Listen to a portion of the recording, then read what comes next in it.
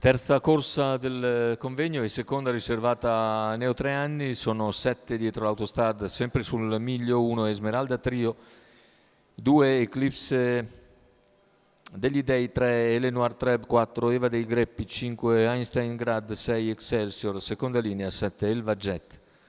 Pronostico che vede Esmeralda Trio molto appoggiata, seguiti anche Einstein Grad e Excelsior.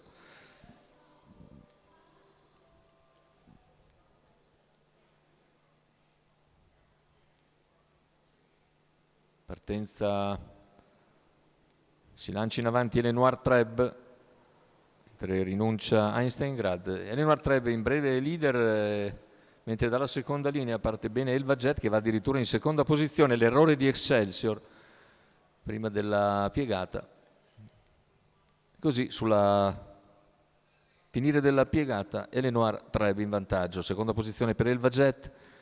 Più indietro c'è Esmeralda Trio che precede Eclipse degli Dei, mentre all'esterno risale Einstein Grad. Completamento del quarto iniziale con in vantaggio sempre il numero 3. Elenoir Treb attacca però con decisione Einstein Grad che passa in vantaggio dopo meno di 500 metri e all'esterno ora muove anche Esmeralda Trio che raggiunge il sediolo di Elenoir Treb dopo 600 metri in 47,4. Davanti alle tribune in vantaggio l'allievo di Roberto Vecchione che si trascina Elenoir Treb, all'esterno invece Esmeralda Trio progredisce con in schiena il numero Excelsior. 4 Eva dei Greppi, se ne va nei primi 800 metri in 1,2,6 con Esmeralda Trio che va all'attacco e costringe all'errore. Numero Einstein Grad, 5 secco l'attacco di Esmeralda Trio che passa a condurre. In seconda posizione c'è Elenoir Treb, deve togliersi di mezzo Einstein Grad che lo fa gradualmente.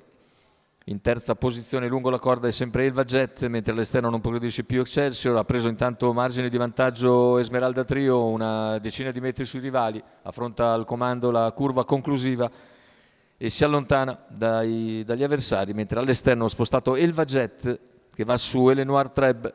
I due all'inseguimento di Esmeralda Trio che affronta al comando la dritta d'arrivo, ultimi 150 metri di gara per Esmeralda Trio